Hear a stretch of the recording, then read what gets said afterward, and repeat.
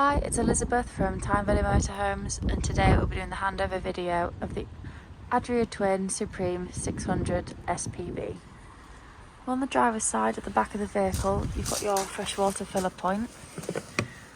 So you want to unlock the cap with a key, and then you just push it in and turn to take your cap off. You then want a hose pipe and some adapters, as some sites just provide the brass tap. You know when to pop your hose pipe through there, fill your freshwater tank up, and then put your cap back on, and then always make sure you lock it with the key just to stop anyone tampering with your fresh water. The back of the vehicle at the top, we've got your reversing camera. And we've also got 4 reversing sensors along the bottom. And then as you'll see here, you can see your LPG sticker. So if you open up your back doors, you'll be able to get to your gas locker. When you open up your gas locker, you'll see you can fit one 6kg gas bottle in here. You always want to make sure that you strap it in with these black straps just to make sure it's secure and it doesn't rattle around when you're travelling. And then when you are tightening the pigtail onto the bottle, you want to remember it's left to tighten, right to loosen, opposite way around being gas. And you might need a spanner just to nip it up really tight. And then you can turn your gas flow on and off with this dial on the top here. As you can see, the arrows for open and close. And then on the other side, on your driver's side, under your mattress, you've got this little cupboard here which holds your fresh water tank. So when you are leaving a site or when you're winterising your vehicle, you just want to turn this black dial here to allow your fresh water to leave the freshwater tank. If you just do one turn, it will drop everything but 20 litres out of your freshwater tank. So if you're travelling home, you can still use a toilet, have a quick cup of tea when you're on the road home. But when you come to empty the full tank out, just turn your black dial around a couple of times and it'll drop all the water out of the tank. At the back of the vehicle on your passenger side, you've got your cassette. So as long as the blade on the inside of the toilet is closed, you'll be able to pull the cassette out, and then you just twist. You want to unscrew your cap, empty it out, and when you're emptying it, press this blue button in to allow some air in to stop it from plugging. Then when you're done, you give it a good swirl around with some clean water, and then you want to pop some blue or green liquid in the cap, put it back on, slide it in, ready for use again. Next, we've got your hookup point. So when you're hooking up your cable to your vehicle, you want to lift the collar on your cable and then align it up with the van and push it on. And then always connect your cable to the vehicle first and then the mains. And then when disconnecting, disconnect from the mains and then the vehicle, so you're never walking around with a live lead. Just on the outside of your passenger door is your ideal tyre pressures. And then below your passenger seat, you've got this battery isolation switch. So when you've shut your vehicle down for winter, you can turn the switch off and it just stops any electrical charge going out of your leisure battery through the winter, and it helps keep the battery levels for when you come back to use it in summer. And just on the inside of your passenger door, you've got your bonnet release. On the bonnet, the main things you want to focus on is your screen washer fluid, your engine coolant and your brake fluid. Then you've got your oil and your dipstick, and then your negative and your positive is just down there under that cap if you need to give or receive a jump start. And then there's also your weight plates on the front too. First thing you want to do when you get into your vehicle is turn your main control panel on. And then from here you can click the buttons on the side. So the first one we've got is lights. So here you want to use the dial to select your awning or internal lights, and you can bring them on or off.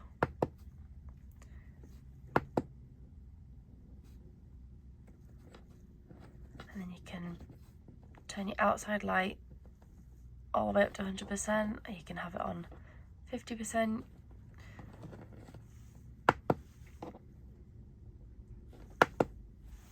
Next thing we'll come to is your temperature. So here you can change your heating, so you can scroll on and off. You can scroll to eco, normal or boost or ventilation. And then again you can scroll from 5 degrees all the way up to 35 degrees. The next one down is your settings.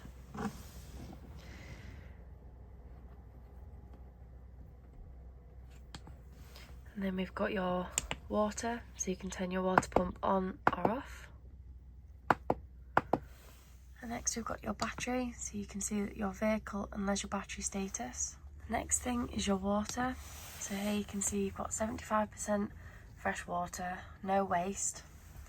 Then from here you can also turn your hot water on. So you can have it on, off, frost protection, eco or boost. And then you've got your gas, and it'll tell you what the temperature of the water is at currently. Here we've got the hobs working on gas. Just remember to let the metal fully cool before you put the glass lid down, otherwise it will shatter. Here we've got the hot water running. You might not be able to see the steam, but it is hot and up to temperature. So here we've got the grill working on gas. And then we've also got your oven working on gas as well. To turn your fridge on, you just want to hold the on button down until you get your blue lights flashing. And then to change your temperature, you just want to hold the bars until it begins to flash, and then you can pick from 1 all the way up to 5, 5 being the coldest, 1 being the warmest. And then if you hold down on the moon, that's night mode. It will just make the fridge slightly quieter so it's easier to sleep. So just behind your fridge on the driver's side, I've got a button to lock and unlock the vehicle. And we also have some lights for the back. Then we also have another heating system control unit. If you want to access anything under your bed, you can just gently lift your bed frame up. And then you've got a strap here that will plug in and keep it upright. Then once you have your bed strapped up, you can easily walk through to the back of the vehicle and into anything that you've got under your bed. In your bathroom, you've got your sink and your mirror, and you've got a cupboard and a window above your toilet. To flush, you want to make sure you've got your water pump turned on and some fresh water in the water tank, and then press the blue button. You get a flow of water into the bowl. And then want to pull the grey lever across to open and shut the blade. Obviously close the blade, leave the lid down so you don't get any smells through the vehicle. And then to get into your shower, just gently pull on the wall and it will reveal your shower. And you've also got your sliding door.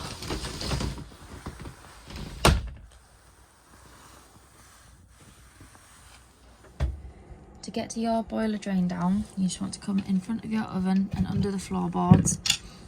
You've got your boiler drain down. So you can do this when you are winterising your vehicle, as you don't want any water to be left in the tanks or taps during winter to freeze and cause damage. Or you can do this when you're leaving a site, so you're not travelling home with the extra weight. All you have to do is turn this diamond, and then down here there'll be a little blue button that pops out.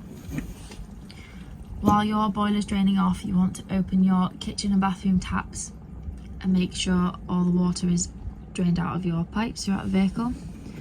Then to close it, you want to turn your diamond lengthways along the vehicle and also push this blue button in. So if you just turn the diamond and don't push the button in, the water will continue to drain out of your boiler. Just behind your passenger door, you've got this switch. This is your dirty water drain off point. So here you can see on the sticker, if the 2 lines is shut, 1 line is open. So if you open, all your wastewater will drain out of the tank. You can do this when you're leaving a site, so you're not travelling home with the extra weight, but also when you're winterising your vehicle. Under your 2 travelling passenger seats, your trip switch.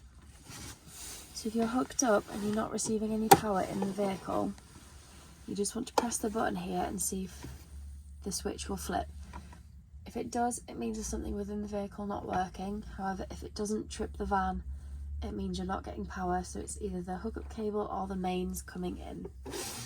And then on your steering wheel, You can flick through different options on your dash using the arrows.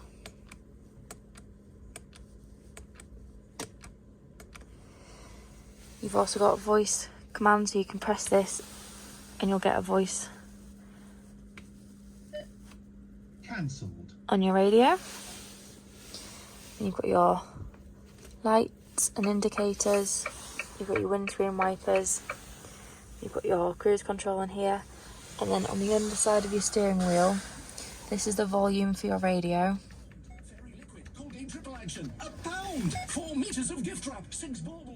Then you can mute and unmute, and then on the other side you can skip between radio stations.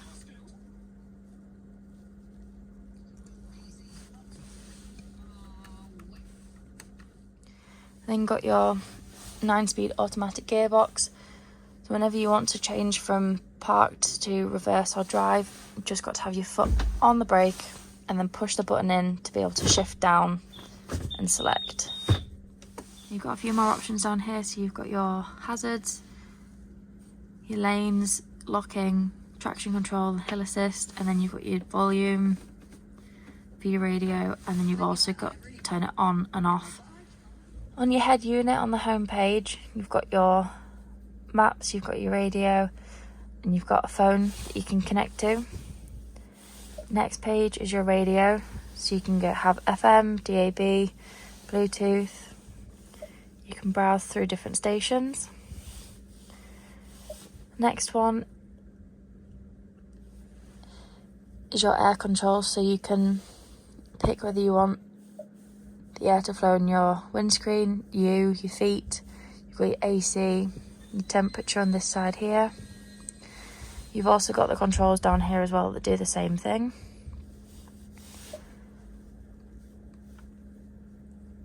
Next one is your navigation. Just works like a normal maps on your phone.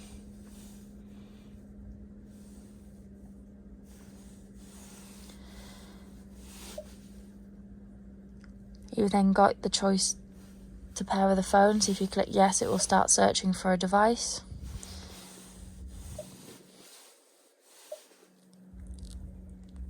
And then you've got your vehicle settings. And then you've got all the other important bits of information you're going to need.